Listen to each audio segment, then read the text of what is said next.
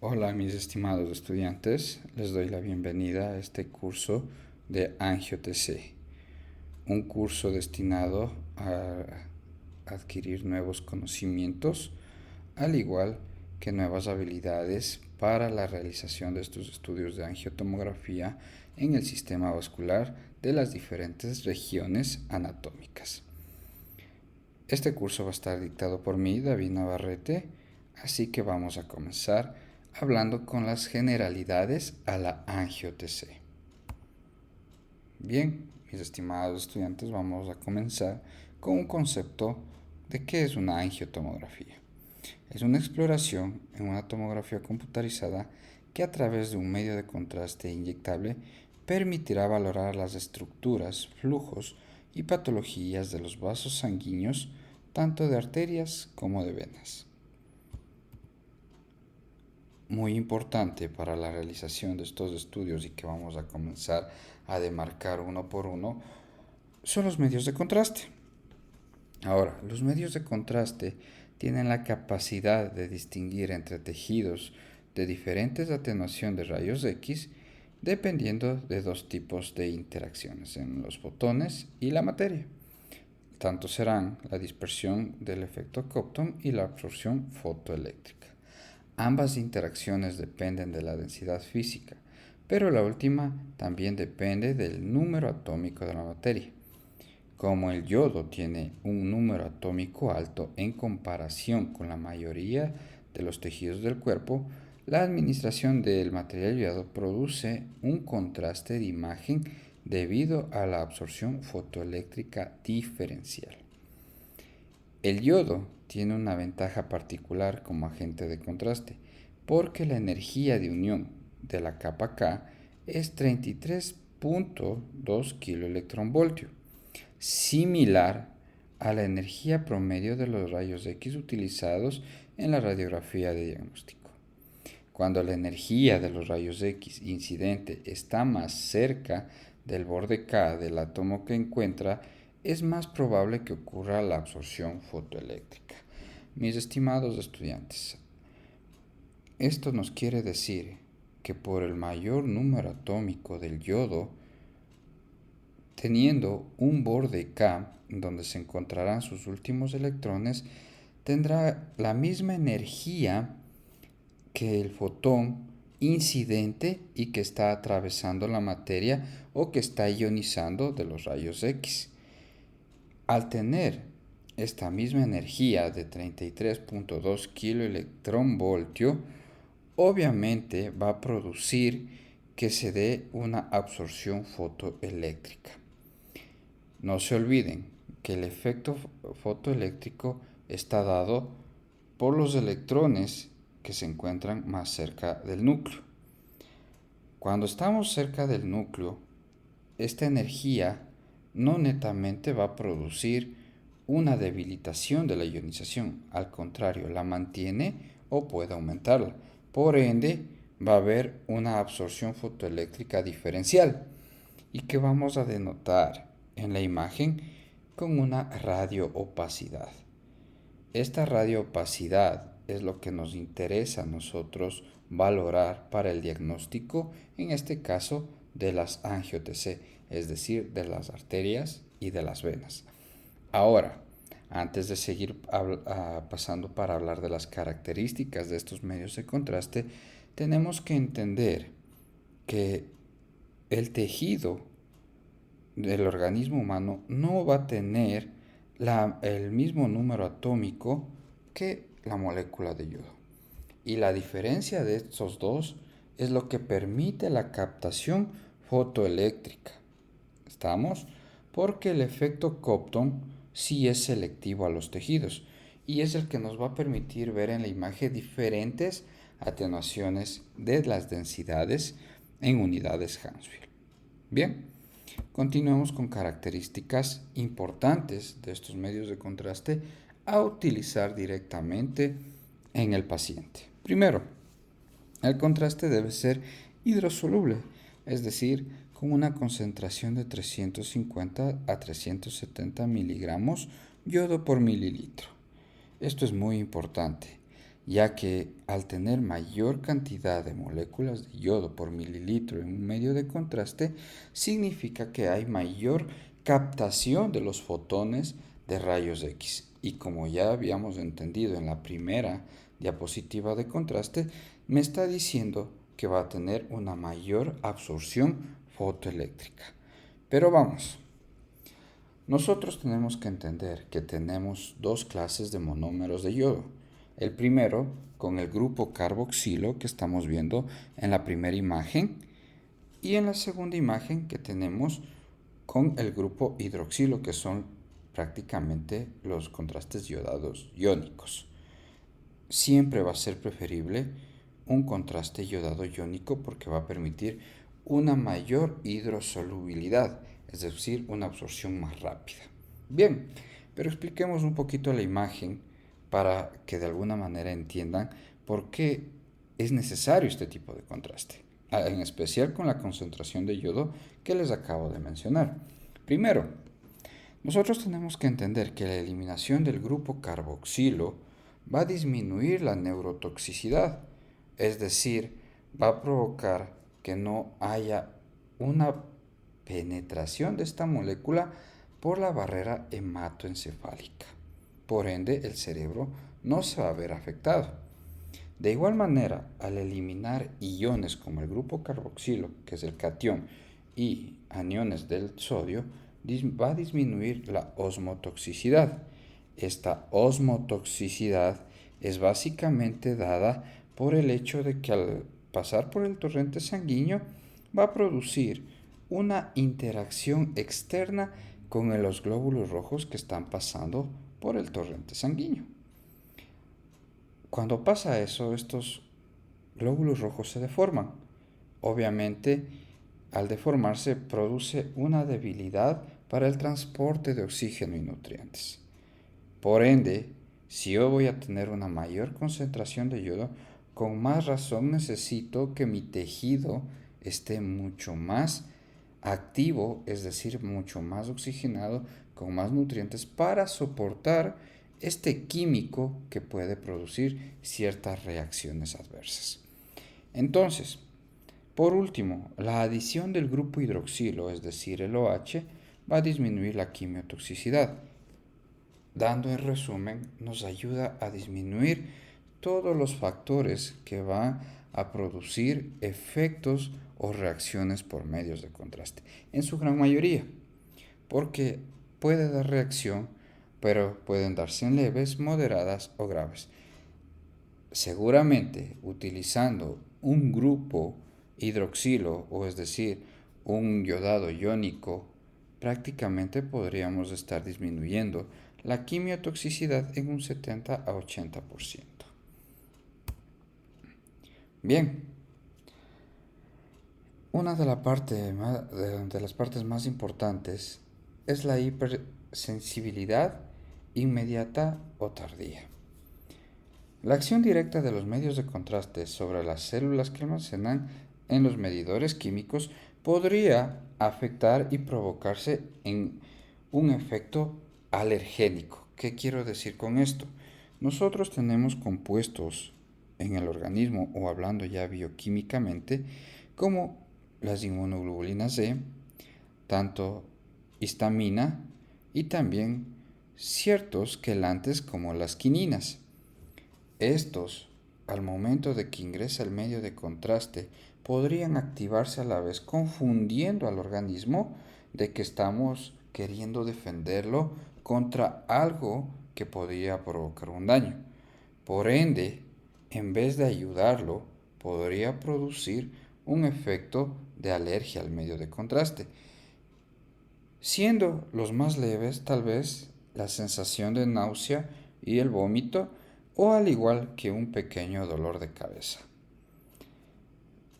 Esta hipersensibilidad inmediata podría manifestarse al momento solo de ingresar el medio de contraste por la vía periférica o central del paciente, o tardía cuando realmente ya después de haber realizado el estudio el paciente puede tener alguna reacción hacia el medio de contraste que podría comenzar con un simple prurito, es decir, urticaria, o también pudiera producirse una náusea o vómito. E incluso ha habido casos que después de realizarse el estudio, el paciente puede presentar desmayos. Por eso es muy importante el seguimiento que se le hace al paciente después de la administración del medio de contraste.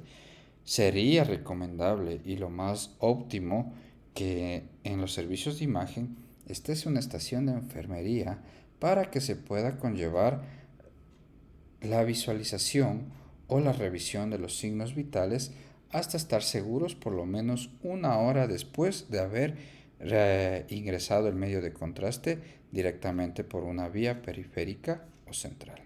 Eso sería lo correcto, un seguimiento al paciente y obviamente la recomendación que se le da del consumo abundante de agua para que de alguna manera ayude a su rápida absorción y eliminación vía renal. Bien, la hidrofilia. La molécula de contraste no iónico aparece rodeada por una nube de moléculas de agua atraídas por fuerzas electrostáticas. El organismo reconoce las moléculas del contraste como una nube de moléculas de agua con una baja toxicidad. Los medios de contrastes hidrofílicos prácticamente no van a producir que estos interactúen directamente con la parte interna de la célula, es decir, no va a ingresar al citoplasma y mucho menos va a ingresar al núcleo celular.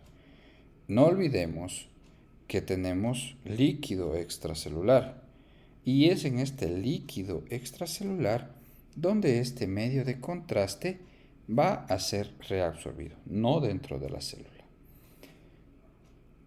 Nosotros debemos tomar en cuenta que mis moléculas de agua van a permanecer rodeando la célula, en este caso del torrente sanguíneo que sería el glóbulo rojo. Al estar rodeando la célula, obviamente no va a poder pasar hacia adentro y evidentemente no va a poder provocar ningún daño que pueda cesar las funciones de esta. Es importante entender que solo va a pasar rebordeando y por ende es lo que menciona el apartado diciendo atraídos por fuerzas electrostáticas. Van a tener casi la misma energía para estarse atrayendo entre las cargas, pero no van a poder interactuar en sí. Por tal motivo, es como un seguimiento entre moléculas, pero que va a permitir rebordear la célula por donde está pasando el medio de contraste. Ahora, los efectos de osmolalidad. Nosotros entendemos que las propiedades de los medios de contraste, que es la viscosidad y la osmolalidad, prácticamente hará que dependa si mi paciente podría o no tener una reacción adversa. Nosotros tenemos que entender que el medio de contraste va a entrar directamente a la parte de la hemodinámica, es decir, a interactuar con la sangre, con los configurados de la sangre, ya que nuestro medio de contraste va a ingresar por un vaso venoso o una vena, ¿sí? Y vamos, nosotros entendemos que nuestros vasos sanguíneos están compuestos de glóbulos rojos, que ustedes lo pueden ver en la imagen y que se está denotando con círculos rojos. Pero ahora, el medio de contraste que va a estar dictaminado de color amarillo y que ya podemos visualizarlo cómo va pasando por el torrente sanguíneo, obviamente está rebordeando los glóbulos rojos, mas no están interactuando hacia el interior de los glóbulos rojos. ¿Y qué es lo que les estaba explicando con la hidrofilia? Porque estos se van a mover por fuerzas electrostáticas según el movimiento de los glóbulos rojos, ¿sí? Entonces, fuera del núcleo y del citoplasma celular, va a haber líquido extracelular. Y es por este líquido extracelular por donde está pasando, obviamente, el medio de contraste. Ahora, eso estamos hablando cuando nos encontramos en las arterias, ¿sí? Pero ahora, ¿qué pasa cuando ya llegamos a los capilares? Prácticamente a la terminación final de una arteria. Estos capilares ya interactúan directamente con el tejido de los diferentes órganos que nosotros obviamente podríamos explorar a través de la imagen.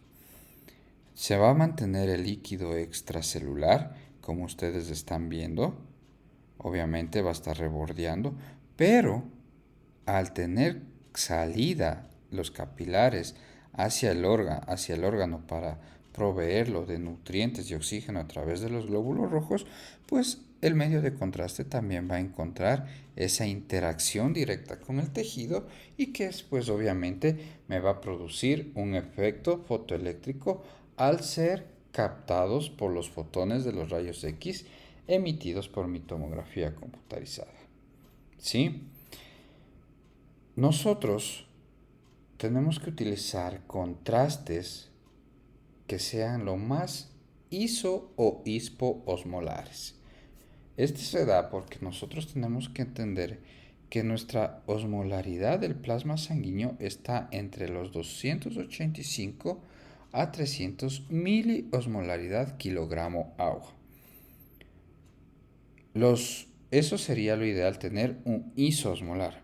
Lamentablemente, encontrar una molécula isoosmolar es un poco complejo, pero lo que sí puede haber son unos hipoosmolares.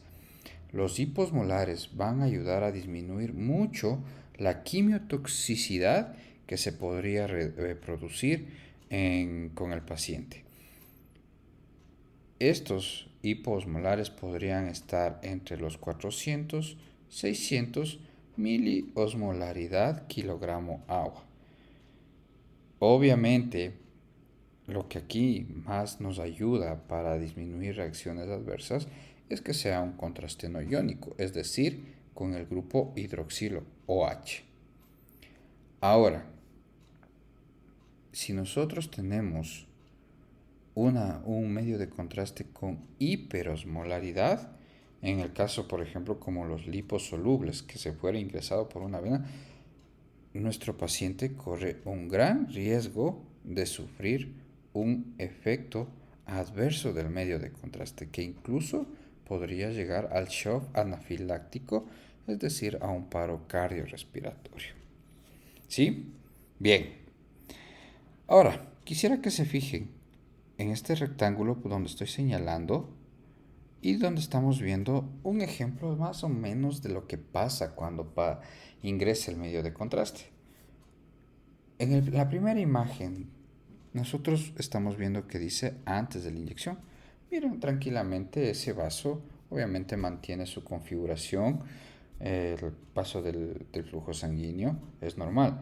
Pero cuando nosotros ya pasamos a la vena, es decir, a la inyección del medio de contraste, miren cómo ésta se ensancha, se engrosa, se dilata, como ustedes quieran decirlo.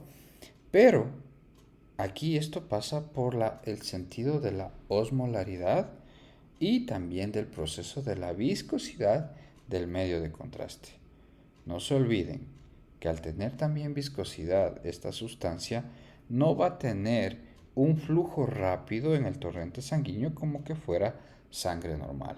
Entonces, por ende, va a producir un ensanchamiento del vaso porque está entrando una sustancia viscosa que aparte podría tener una osmolaridad diferente al plasma sanguíneo.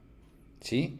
Ahora, en la arteria, ustedes ven que ya no está tan ensanchado, o sea, tiene una pequeña dilatación a diferencia de la vena, pero esto se da por el hecho de que al momento que llega a la circulación menor para luego pasar a la circulación mayor con la aurícula y ventrículo izquierdo, va a tener una mayor potencia o una mayor fuerza para la presión en sístole, que estamos hablando a una expulsión al callado aórtico de 120 milímetros de mercurio.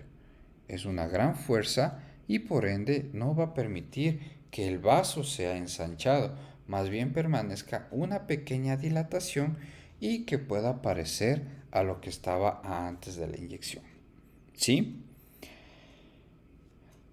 Al tener mayor volumen plasmático por el ingreso del medio de contraste, va a disminuir el hematocrito.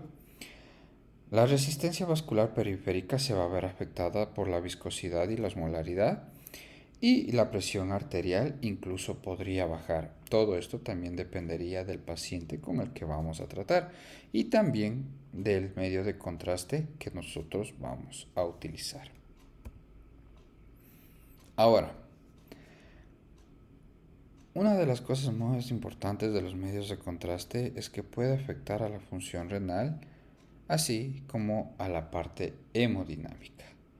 En la función renal, nosotros sabemos que se va a eliminar el 90% del medio de contraste después de 24 horas. Por ende, siempre es importante, y eso ya lo vamos a mencionar también en los estudios, el examen de creatinina. El examen de creatinina me permite valorar la eliminación tóxica normal del renal, es decir, su función neta, que en hombres puede ir de 0.8 a 1.3 miligramos decilitro de creatinina. En la mujer puede ir de 0.7 a 1.2 miligramos decilitro. ¿Puede variar? Sí, todo también depende de los valores normales referenciales del laboratorio donde se realice el estudio. Por ende, si es que hay algún problema renal y en especial con pacientes alérgicos, podría darse una quimiotoxicidad por unión a proteínas. Primero vamos a tener una inhibición de acetilcolinesterasa. Esta inhibición de esta proteína o de esta enzima va a producir efectos colinérgicos. Estos efectos colinérgicos van a dar enrojecimiento, bradicardia, vómitos y aumento de la actividad intestinal. Y cuando hay aumento de actividad intestinal, obviamente puede haber un reflujo, es decir, ya el denominado vómito. La inhibición de la proteína C y de la proteína S. La inhibición de la proteína C y de la proteína S puede dar un efecto anticoagulante, ya que estas proteínas ayudan a regularizar el efecto de la formación de trombos dentro del torrente sanguíneo, por lo cual, si estas se ven afectadas, podrían crearse trombos que vayan viajando por el torrente vascular y que eso podría provocar en algún momento algún evento, por ejemplo, algún evento cerebrovascular, ya que no va a llegar, obviamente, la cantidad de sangre oxigenada con nutrientes correctos.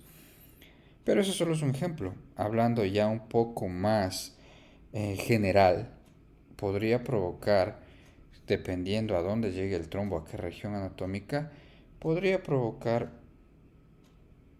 un infarto o netamente ya necrosis del tejido o una isquemia, que es un flujo irregular a las necesidades del tejido o que normalmente debería estar pasando por ese vaso hacia el tejido que va a irrigar. Bien, ahora pasemos a hablar del componente importante, al igual que los medios de contraste que mi paciente, que vienen siendo los equipos de tomografía computarizada. Los equipos de tomografía computarizada, claro, obviamente tenemos diferentes marcas, pero que no, al fin y al cabo están compuestos en su parte mecánica de lo que es lo más importante, el tubo de rayos X y las filas o hileras de detectores. Se recomendaría que se utilicen equipos con 16 filas de detectores en adelante, ya que estos nos ayudarían a disminuir el tiempo de rotación del tubo, que da 360 grados, Y al disminuir este tiempo de rotación, puedo obtener una mejor calidad de imagen sin afectar obviamente a los tiempos de estudio. Ya que si yo afecto a los tiempos del estudio por X circunstancia, podría netamente jalarme el examen, y aquí este tipo de estudios de angiotomografía conlleva a velocidades y tiempos exactos para poder valorar tanto la anatomía del vaso a explorar como el flujo que se desea ver. ¿Sí? Bien, vamos a ver un poquito que del tubo nosotros tenemos algo denominado las unidades de calor. Las unidades de calor dependerá de la necesidad que el tubo necesite generar para poder producir los fotones de radiación que luego serán captados por los detectores cuando ya haya atravesado al paciente. ¿Sí? En la imagen que tengo en la parte superior, tengo un equipo de 16 detectores, otro de 64 detectores y otro de 128 detectores. Y como ustedes se pueden dar, hay diferentes valores de unidades de calor por equipo. ¿Sí? Ahora, las unidades de calor de los equipos actuales está pasando en un equipo de 16 detectores 3.5 millones de unidades de calor. El de 64 detectores con otro millón, con 8 millones de unidades de calor. Y el de 128 cartes con 30 millones de unidades de calor. Y esto se da por la necesidad que nosotros mismos pedimos al equipo para poder producir una imagen de alta calidad en tiempos mucho más rápidos. Mientras yo más rápido necesite realizar el estudio, más unidades de calor estoy generando en los tubos de rayos X de los equipos de tomografía. Y por ende vamos a tener mucho más calor en ese equipo. Ahora vamos a los otros a las otras partes importantes que van a interactuar con estos fotones ya atravesados al paciente y que necesitan transformar su imagen análoga a una digital en en una posterior reconstrucción. Bien, hablemos de los detectores específicos. Si bien es cierto que antes se utilizaba detectores con cámaras de ionización gaseosa, así como también detectores de cristal de centelleo, que permitió obviamente tener una gran revolución para la captación de la imagen, porque obviamente el cristal de centelleo permitía la captación de la mayoría de fotones que atravesaban al paciente. Por ende, tenían más datos para que transformar una imagen análoga a digital. Actualmente, y que es lo que más se recomienda incluso para la realización de estos estudios, son los detectores de estado sólido. ¿Son cristales centelleadores? Sí, pero que su característica principal son con ultracerámicas fotodiodadas, es decir, presenta un mayor número de despliegue de tubos que se conocen fotodiodos, y que estos pueden ser de germanato de bismuto, yoduro de cesio o de tungsteno y camio, y que recientemente el gadolinio, que ha dado un mejor resultado para la captación de fotones, cabe recalcarlo, y con lo cual también ha ayudado a que los estudios tengan una mayor alta calidad de imagen con una mejor resolución espacial. Estos detectores, si nos fijamos en la imagen que está en movimiento, al momento que llega el fotón atraviesa el detector que está con color amarillo y obviamente va a atravesar la ultracerámica fotodiodada, es decir, con estos pequeños túbulos, van a permitir una intensificación del fotón captado, por ende van a tener mayor capacidad de dar información al proceso de pasar de una imagen análoga a digital. ¿Sí? Miren, en este pequeño gráfico, nosotros mientras vemos que gira el tubo de rayos X, estamos nosotros obteniendo mayor cantidad de fotones que están atravesando el cuerpo del paciente.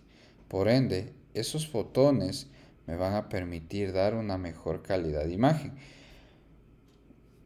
En este tipo de estudios es muy importante que estos detectores fotodiodados me permitan una intensificación del fotón para que de alguna manera, al momento que se interactúe con fuentes eléctricas después de los fotodiodos, pues ésta se vea amplificada con mayores unidades Hansfield en la imagen que yo voy a obtener en mi ordenador.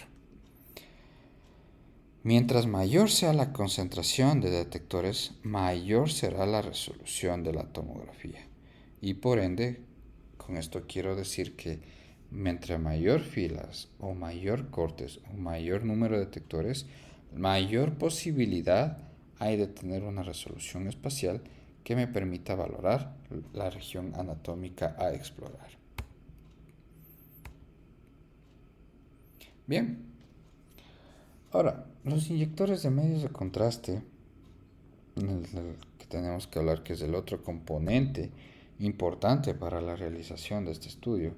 Los inyectores de medio de contraste no es más que un dispositivo mecanizado que me va a permitir inyectar los medios de contraste utilizados, sea en tomografía o en algunos casos la resonancia magnética, a través de un émbolo mecanizado y que permita el flujo de esta sustancia del émbolo de la jeringuilla hacia el paciente. Ahora, nosotros tenemos dos tipos, el de un cabezal y el de doble cabezal. El de un cabezal, específicamente hablando para angiotomografía, pudiéramos realizar tranquilamente angio-TC cerebral, angio-TC de carótidas, angio-TC pulmonar e incluso el angio-TC de aorta. El de doble cabezal específicamente ya estaría dado para la angio-TC coronaria, la angio-TC de miembro superior y la angio-TC de miembro inferior. Ahora, no con esto no quiero decir que no pueden hacer con lo de doble cabezal o de un cabezal, o con lo de un cabezal no puedo hacerlo de doble cabezal. ¿En qué radica la importancia de esto? Primero, nosotros sabemos que tenemos equipos con diferentes números de detectores. Cuando yo tengo un equipo de 16 detectores, tranquilamente puedo trabajar con un inyector de un cabezal. Pero si yo tengo un equipo de 64 detectores en adelante, necesito precisamente un doble cabezal porque es posible que yo necesite producir el efecto de empuje aparte del lavado de la vía periférica por donde va a ingresar el medio de contraste para yo poder obtener una imagen en el tiempo correcto. El de un cabezal solo me deja inyectar medio de contraste y el de doble cabezal para producir el efecto de empuje, primero claro, inyecto el medio de contraste seguido por la solución salina o cloruro de sodio. ¿Sí? Al momento que yo inyecto esto, va a permitir que en el torrente sanguíneo este contraste, que obviamente ya sabemos que es de 350 a 370 miligramos ml por mililitro de concentración, pase un poco más acelerado por el torrente. Es el efecto empuje que va a provocar este medio de contraste. Muy importante que se recalque con mayor énfasis las tres angios que están descritas como la coronaria y la de los miembros, porque obviamente conllevan a una precisión mucho más exacta. En el caso del angio-TC coronaria dependemos mucho del gasto cardíaco y del angio-TC de miembro superior e inferior dependemos de la longitud de estas regiones anatómicas y por ende necesitamos nosotros llevar el contraste hasta la última punta del vaso que tenemos que explorar. ¿Sí? Bien, les voy a presentar unos dos videos en la cual van a poder ustedes entender un poco más de lo que nosotros estamos hablando con inyectores.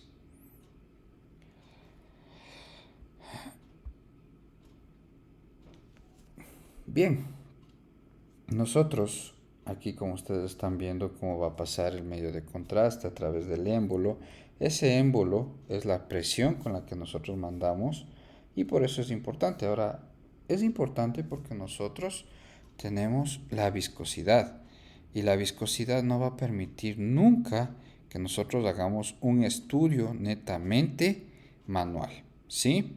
Miren la posición en la que siempre tiene que estar y obviamente nosotros la podemos manipular desde una pantalla de mando o de control.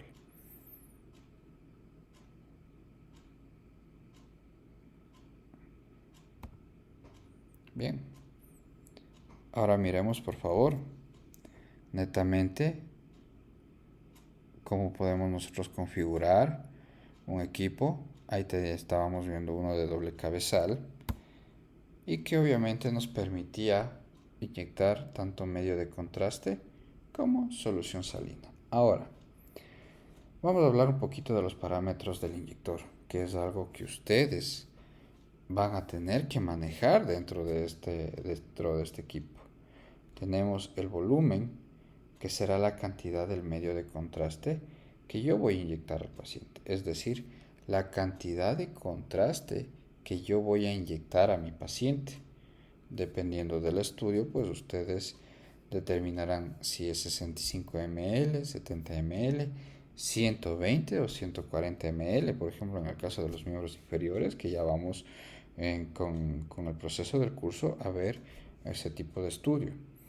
La velocidad es el flujo con el que va a pasar el medio de contraste al torrente sanguíneo.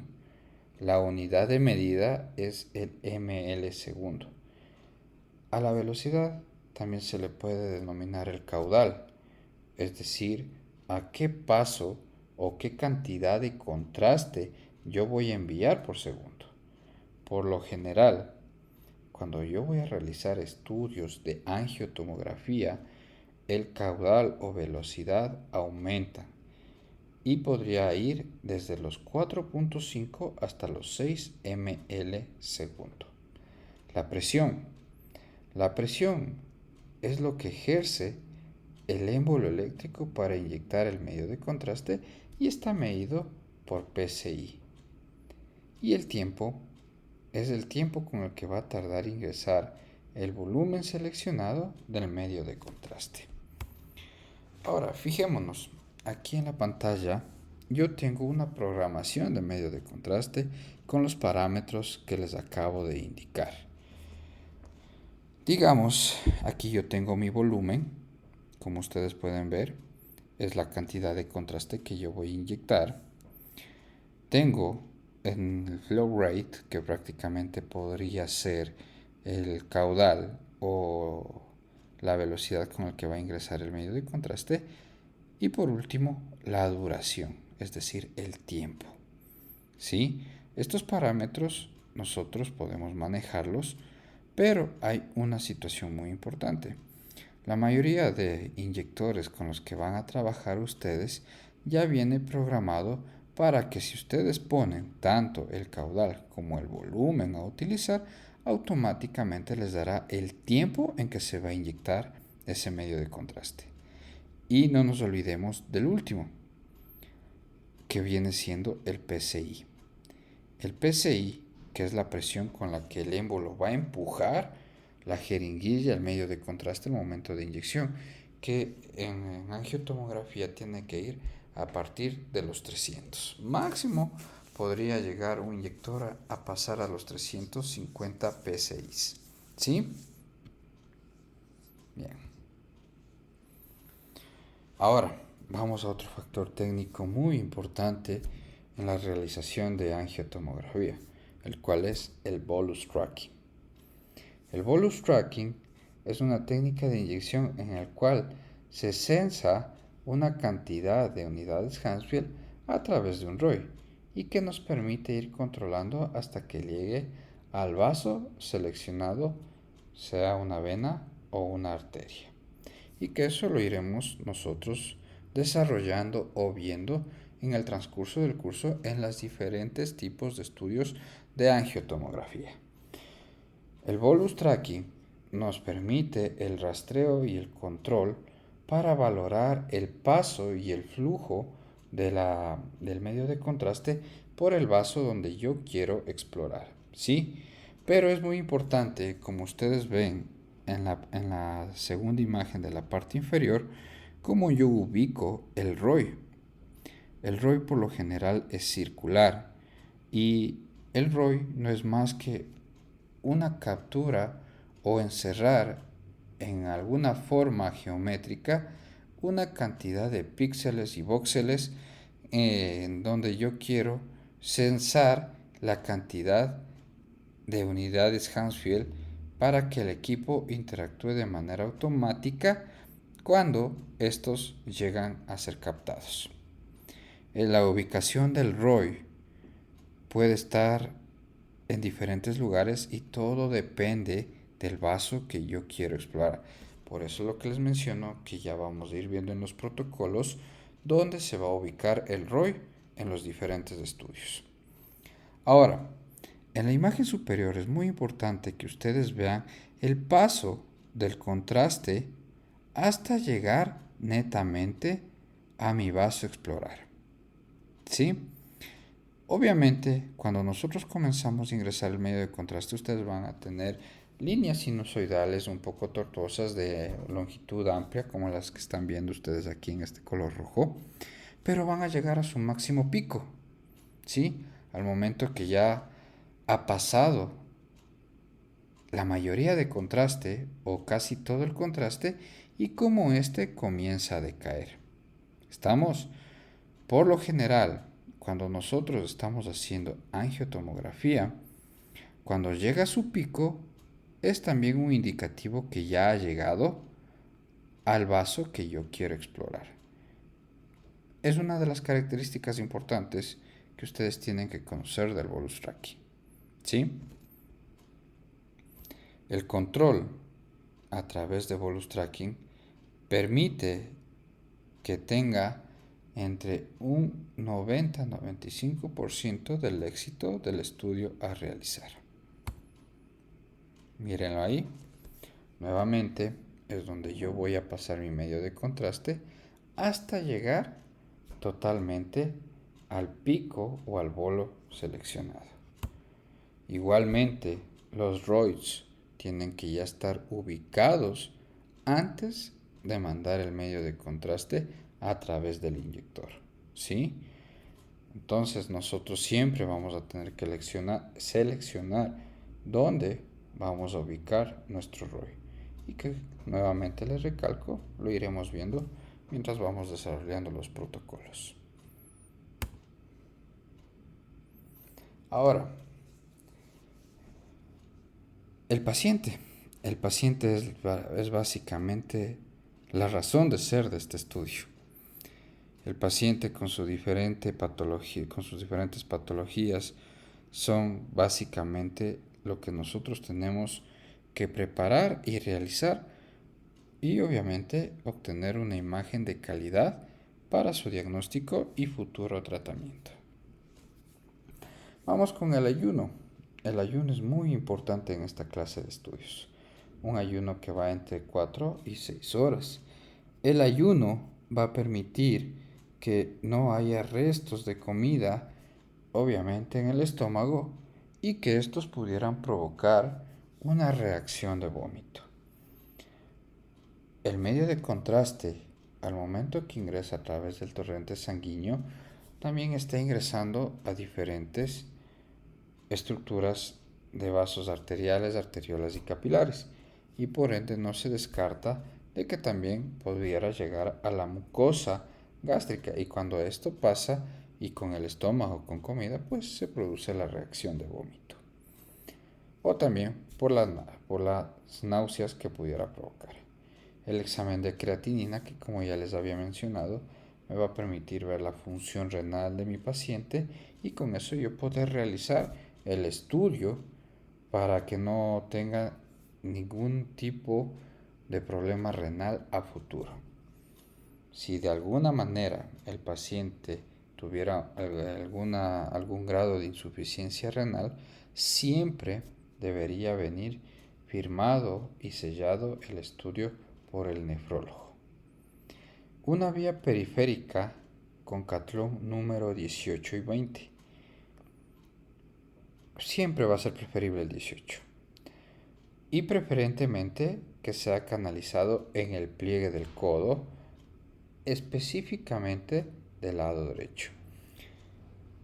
¿Por qué creen que sea del lado derecho? Pues bien, en el lado derecho no se olviden que es el más próximo a llegar a la vena cava superior. Y esto es muy importante porque me va a permitir tener el tiempo exacto para yo poder realizar mi estudio al paciente. No con esto quiero decir que no puede venir canalizado en el pliegue del lado izquierdo, o incluso con eso no quiero decir que puede venir canalizado una vía periférica en la vena radial. Pueden hacerlo, pero una recomendación, y para que sus estudios a futuro salgan súper bien, siempre traten de canalizar vía periférica o mandar a canalizar en vía periférica el pliegue en el pliegue del codo. ¿Ya? Otra parte muy importante y que esto nunca debe faltar en esta clase de estudios contrastados y angiotomografía en específico, en especial por el medio de contraste, por la concentración que vamos a utilizar, al igual que también por el caudal que también vamos a utilizar con el inyector, es el consentimiento informado. El consentimiento informado es donde vamos a registrar los datos del paciente, el tipo de estudio a realizar, el tipo de reactivo, fármaco o dispositivo médico a utilizar y obviamente va a ir la firma del profesional que ha realizado el estudio, al igual que la firma del paciente que ha aceptado realizarse el estudio, obviamente después de la explicación dada. Si hay sospecha de estar alérgico al yodo, no se puede realizar este estudio. ¿Sí? Ustedes, si realizan este estudio sabiendo que el paciente es alérgico, están cometiendo una negligencia y con un riesgo de muerte muy alta del paciente. En pacientes con diabetes, suspender la metformina, si es que la consumen, 48 horas antes. ¿Sí? Con eso obviamente vamos a evitar cualquier reacción adversa del paciente y obviamente vamos a tener un estudio de calidad. Bien chicos, con esto doy por concluida la primera charla que tenemos en nuestro curso. Por favor, tomen los apuntes correspondientes y pues para el sábado nosotros que tenemos nuestra clase de declaración de dudas en vivo pues me la puedan hacer y yo poder solventar sus dudas. Muchas gracias y nos vemos en el siguiente capítulo.